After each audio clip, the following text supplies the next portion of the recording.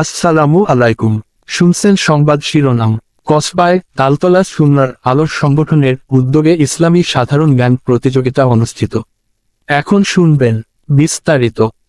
ব্রাহ্মণবাড়িয়ার কসবায় তালতলা সুন্নাহর আলোর সংগঠনের উদ্যোগে ইসলামী সাধারণ জ্ঞান প্রতিযোগিতা 2025 আয়োজন করা হয়েছে।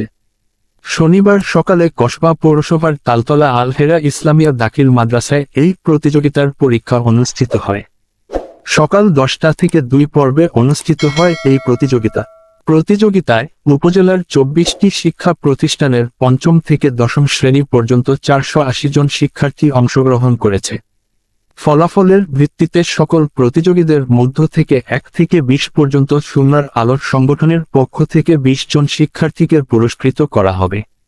ফলাফলের ভিত্তিতে প্রথম স্থান অধিকারী পাবেন 15,000 টাকা, দ্বিতীয় স্থান অধিকারী পাবেন 10,000 টাকা ও তৃতীয় স্থান অধিকারী পাবেন 5,000 টাকা। এছাড়া বাকি 17 জন ক্রমান্বয়ে সম্মাননা পুরস্কার পাবেন।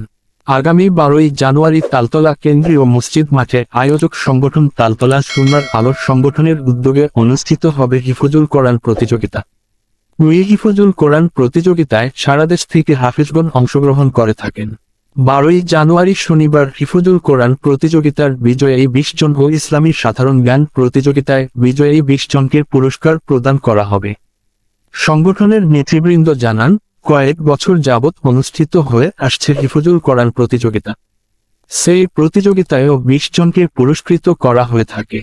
সংগঠনের পক্ষ থেকে প্রথম বিজয়ীকে 30,000, দ্বিতীয় বিজয়ীকে 20,000 ও তৃতীয় বিজয়ীকে 10,000 সহ অন্যদের সম্মাননা প্রদান করা হয়। এছাড়াও 13ই জানুয়ারি সংগঠনের পক্ষ থেকে মাহফিল আয়োজন করা হয়েছে। মাহফিলে উপস্থিত থাকবেন ঢাকা আস-সুন্নাহ ফাউন্ডেশনের চেয়ারম্যান দেশবরেণ্য আলেমে দ্বীন আল্লামা শায়েখ আহমদুল্লাহ। এছাড়াও দেশের খ্যাতনামা আলেম উলামাগণ উপস্থিত থাকবেন।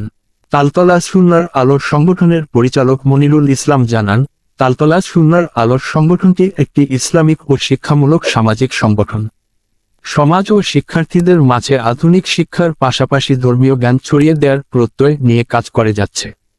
প্রত্যন্ত এলাকার একটি সংগঠন হয়েও সংগঠনের সকল সদস্যগণ এলাকার গুণীজনদের নিয়ে সারা দেশের হাফেজগণের অংশগ্রহণে হিফজুল কোরআন প্রতিযোগিতার আয়োজন করে যাচ্ছে।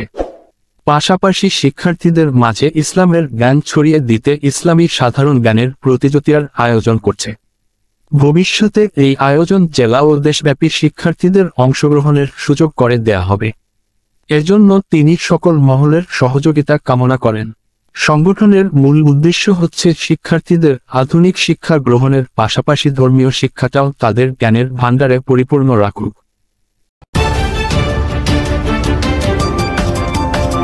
ব্রাহ্মণবাড়িয়া 24.news